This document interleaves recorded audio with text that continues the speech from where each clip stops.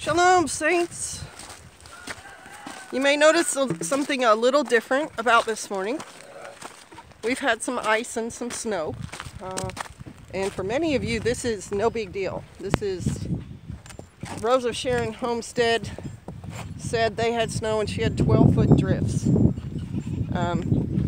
And we got a call last night from someone we know in Oregon, and they've been without power for a week. And one of the people we know there is treed in. She's farm sitting. She's an older lady, and trees fell across the driveway. So she can't get out, and the water's not running, so she has no water, and she didn't have time to get firewood before she took over the farm, and the farmer didn't leave her any. So she's enduring her snowfall with even no heat. And she said, Pastor Joe said, you won't die from the heat if you live indoors, because you just put on all the clothes you have, and then you get up under the covers and you let your body warmth keep you warm enough. Luckily, a neighbor came by and brought her a gallon of water and some firewood, so now she can keep herself warm. But she said something very profound at the end of her text to me. She said, this preparedness stuff is not just for EMP and end of the world, it's for everyday things too. And that's my point in a lot of my videos to you, is little things like this can cause big problems depending on how it goes down. And I've got a video about being treed in, and Pastor wasn't here. My plan was hook some chains to our truck and pull the tree, and I would have done that. However, when I mentioned it to neighbors and Shofarians who lived nearby, one of them came down with his chainsaw and took care of the matter in like a couple of minutes. Really?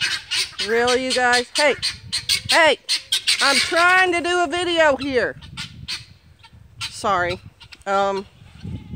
So you want to be prepared for this. You want to have an alternative heating source, whether it be a wood stove or propane heaters, which really aren't to be used in an airtight house.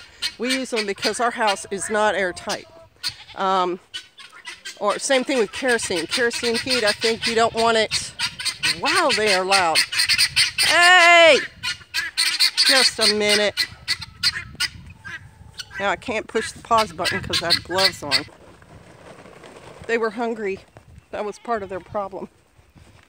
I'm talking to YouTube, sweetie. They were hungry. That was part of their problem.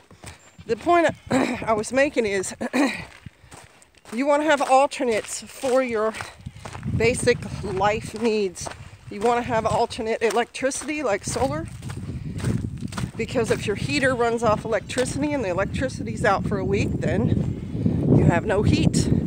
And if it's going to be 6 degrees like it is tonight, then you're going to run into a lot of other problems. Putting my glove on. Because all the jars and cans in your house will freeze, and then they will burst, the ones that have fluids in them. So if you have a bunch of canning jars and they get frozen, many of them will burst. If your water's frozen, how are you going to drink it? You need to be able to heat the water up. And if you've got it stored in plastic containers, how are you going to heat them up? So you need some water that's in something like metal, so when it's frozen, you can unthaw it and then drink it. And so you're back to, you need that alternative heat source. Wood heat is warm heat and it's dry heat. Propane is wet heat.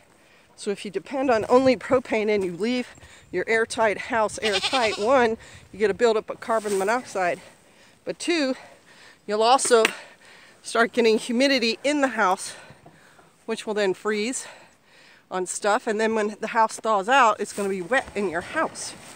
So you really need to think about these things, put a little time and effort into your basic preparedness to take care of your basic needs. And I've got to take care of their basic needs right now. The goat's got to eat. All right, bless you. Shalom.